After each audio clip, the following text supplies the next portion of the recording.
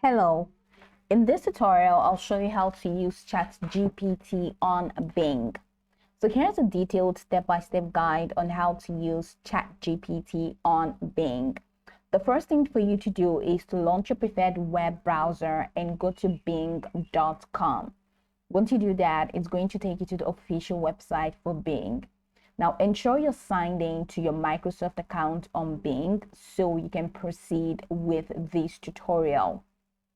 To sign in, all you need to do is to click on the sign in button, which is just at the top right corner of the Bing homepage. Then enter your Microsoft account credentials and complete the sign in process. Now, once you're done signing in, go ahead and access the chat feature. So click the chat option that is located in the top navigation bar of the Bing homepage. The chat option is disguised as Copilot.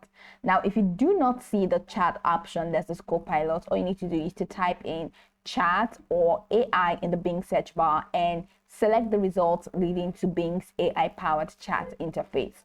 Now, I'd like you to know that Bing integrates ChatGPT under the branding of Copilot in its chat feature. So you may see a welcome message stating it uses OpenAI's GPT model for responses. So let's head over to the top left and select Copilot, and let's see what it brings.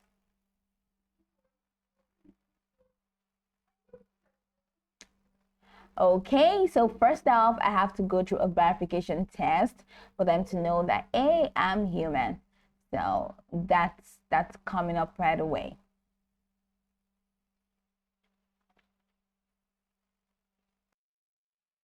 Now, the next thing you need to do is to type your query or message in the chat input box, which is at the bottom of the screen over here. And let's say,